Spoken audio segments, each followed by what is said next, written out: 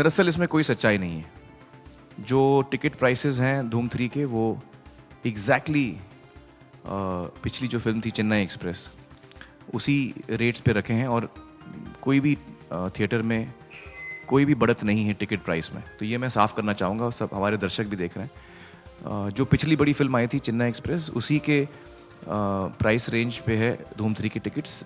1% भी बढ़त नहीं है उसमें। फ़र्क इतना है कि ये पहली हिंदुस्तानी फिल्म है जो आईमैक्स में लगी है। आईमैक्स में कुल मिला के पूरे देश भर में 4 थिएटर हैं। 2 मुंबई में है, एक हैदराबाद में और एक बेंगलोर में। शायद 5वां होगा, मैं शायद गलत बोल रहा हूँ, लेकिन 4 हैं या 5 थिएटर हैं। हम करीबन 4000 से ऊपर स्क्रीन्स में आ रहे हैं हिंदुस्तान भर में। तो केवल वो 4 स्क्रीन्स छोड़ के बाकी जितने स्क्रीन्स हैं टिकट प्राइस बिल्कुल वही है जो पिछली फिल्मों का रहा है। जैसे गेटी में 70 रुपये का टिकट है और जहाँ तक मेरा ख्याल है इसके बारे में जानकारी आप लोगों को ज़्यादा होगी, लेकिन शो टाइमिंग्स पे भी फ़र्क पड़ता है। जब सुबह का शो देखते हैं तो उसमें कम रेट होते हैं। ये सारी चीज़ें हमारी फिल्म में भी हैं। वीकडेज़ पे शायद कम होता है। तो ये जो नॉर्मल पैटर्न है, जो नॉर्मल रेट्स हैं टिकट्स के, वही धूम 3 के भी हैं। ये एक्चुअली पता नहीं क्यों ये न्यूज़ बाहर आ रही है। हो सकता है क्योंकि ये आई थिंक यशराज ने 2-3 दफ़ा क्लियर किया है कि हमारे टिकट प्राइसेस जो हैं ऐसे ही हैं और जो बिल्कुल बढ़त नहीं की है टिकट प्राइस में। तो हो सकता है कोई कोशिश कर रहा होगा लोगों को, पता नहीं उसके बारे में मुझे।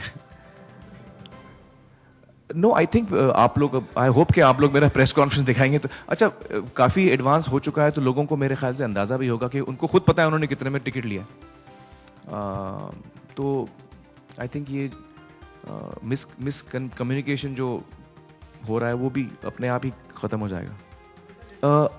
एक्चुअली ये पहली फिल्म है हिंदुस्तानी जो आईमैक्स में लग रही है और आईमैक्स के टिकट रेट्स आमतौर पे नॉर्मल थिएटर से ज़्यादा ही होते हैं। मुझे पता नहीं कितने नॉर्मली होते हैं, लेकिन ऐसे 4 ही थिएटर हैं।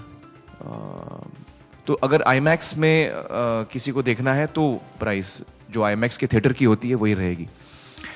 लेकिन उसके अलावा लेकिन ऐसे 4 ही थिएटर हैं पूरे हिंदुस्तान में। बाकी जितने थिएटर हैं, चाहे आप महाराष्ट्र में ले लें, यूपी में ले लें, कहीं पे भी जो भी टिकट प्राइस है वो बिल्कुल वही है जो पिछली फिल्मों का रहा है। लेकिन खैर मैं हाँ या ना नहीं बोलना चाहूँगा, क्योंकि मैं चाहता हूँ कि लोग अपने अपने इमेजिनेशन से आएँ थिएटर में, जो भी उनके मन में है कहानी वो लेकर आएँ। ट्रेलर तो सभी लोग देख चुके हैं, तो ट्रेलर देख के जब मैं भी एक ऑडियंस था, जब मैं एक्टर अब भी करता हूँ, जब मैं किसी फिल्म का ट्रेलर देखता हूँ तो मेरे मन में भी कोई कहानी एक बन जाती है कि ये किस किस्म की फिल्म होगी, क्या होगी। अक्सर वो गलत भी निकलती है, गलत। लेकिन हाँ या ना नहीं कहना चाहूँगा। मुझे लगता है इतनी बड़ी फिल्म है, लोगों के अलग अलग एक्सपेक्टेशंस हैं, तो हमें खुशी होती है इस बात से।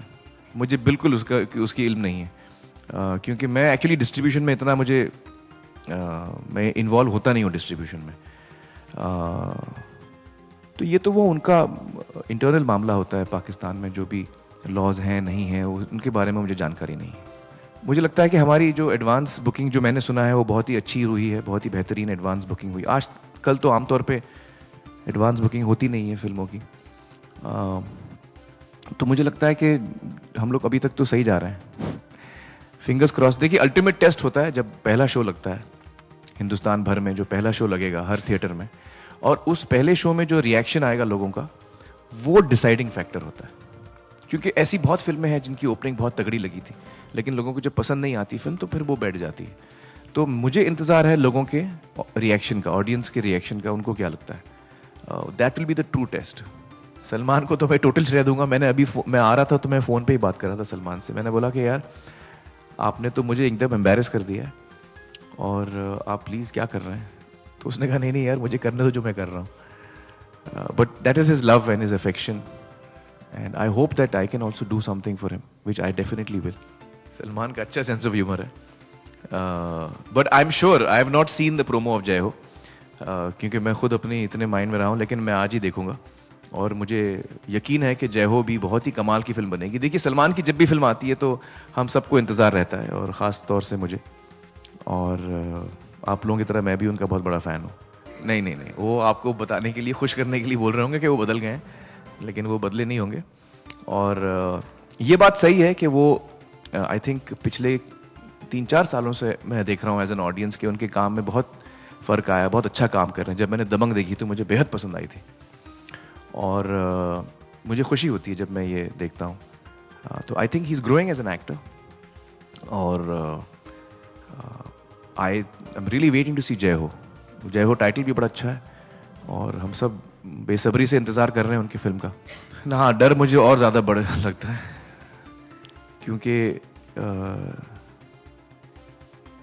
एक तो 2 दिन से मेरी नींद गायब है इसलिए क्योंकि ये खबरें आ रही हैं कि हमने टिकट प्राइसेस बढ़ा दिए हैं। तो मुझे लगता है कि यार लोगों को ये गलत फहमी होगी कि टिकट प्राइसेस बढ़ गई हैं तो वो थिएटर में नहीं आएंगे।